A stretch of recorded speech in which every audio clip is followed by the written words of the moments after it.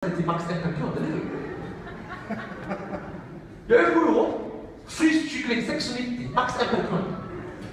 Jag har 7 syskon framför mig, morsan, farsan längst fram, alla med fryst kyckling.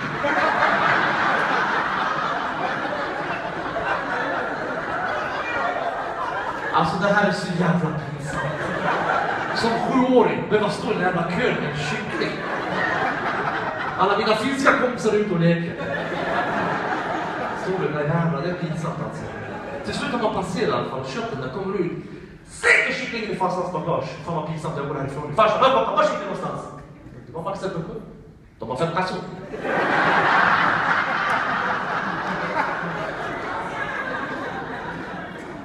Och alla invandrare här inne har gjort det här.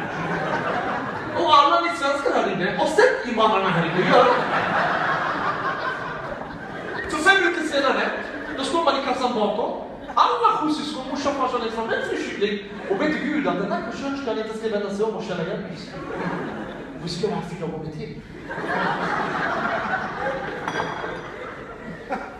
Men det finns en skylt som är ännu värre.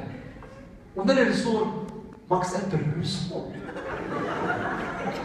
Då ska man stå där. 7 syskon, morsan, farsan är från alla med varsin kyckling och låtsas inte känna varandra.